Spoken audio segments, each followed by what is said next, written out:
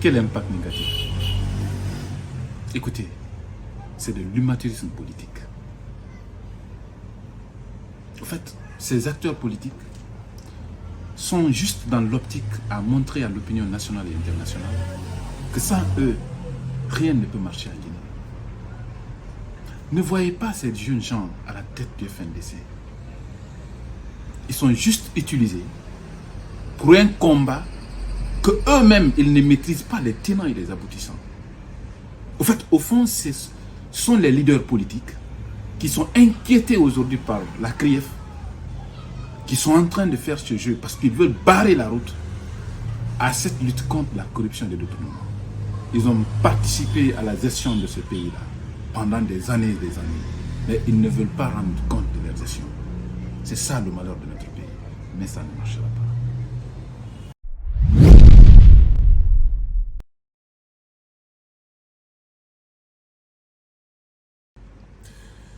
Quelle légitimité? Écoutez, vous pensez que ces acteurs sont plus légitimes que les autres? Vous pensez que la Guinée leur appartient? Et les autres acteurs qui ont les positions contraires? Ces gens veulent organiser les manifestations justes pour faire en sorte que le CNRD soit décrié et que la Guinée soit sanctionnée. Mais c'est de mal connaître la Guinée. Ils connaissent très mal la Guinée. Ils vont gérer ce pays pendant des années, mais ils ne connaissent pas la Guinée. Parce que d'abord, ils comptent sur la France pour faire en sorte que la communauté internationale puisse sanctionner la Guinée. Mais la France sur laquelle ils portent leur espoir soutient le CNRD. Parce qu'elle sait que la Guinée a été pillée par ses acteurs politiques. Ce pays-là, le retard incombe en grande partie à ses acteurs politiques. La deuxième chose,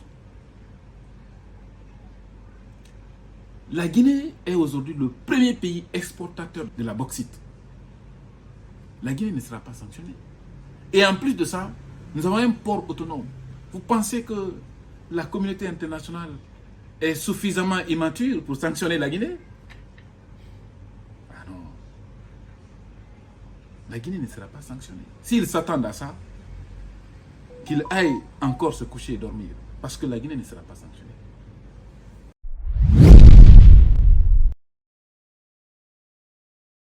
Écoutez, je vais vous donner le secret pour faire en sorte que les militaires ne durent pas au pouvoir. D'abord, il faut quitter les rues. Il faut abandonner les manifestations de rue. Il faut qu'on s'accorde sur l'essentiel. C'est quoi l'essentiel? C'est que les actions proposées par le CNRD, nous devons les accepter parce que c'est des actions nobles. Et on s'accorde sur le délai proposé. On met la pression sur le CNRD à ce qu'il nous décline les échanges pour chaque activité qui couvre, n'est-ce pas, les 36 mois.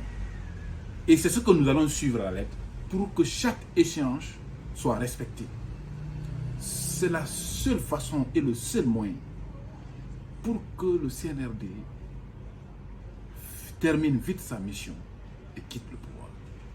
Mais tant que les manifestations sociopolitiques, tant que l'instabilité sociopolitique perdurera, autant les militaires dureront au pouvoir.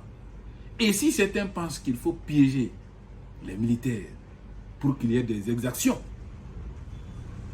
à l'occasion peut-être des manifestations, comme ils ont fait dans les années précédentes, c'est de se leurrer. Parce que quand les militaires auront leur main dans le sang, ils ne quitteront pas le pouvoir. Le seul souci qu'ils auront, c'est de faire en sorte que garder le pouvoir. Parce qu'après le pouvoir, ils auront peur de leur sort. Et c'est ce que nous, en tant qu'acteurs sociopolitiques et partenaires de l'État, nous devons éviter. Parce que ce n'est pas notre objectif. Notre objectif, c'est de faire en sorte que cette transition puisse réussir et qu'elle soit apaisée et dans l'intérêt exclusif du peuple de Guinée. C'est en cela qu'on peut faire en sorte que les militaires quittent vite au pouvoir. Mais la façon dont ils sont en train de conduire les réclamations, ça ne marchera pas.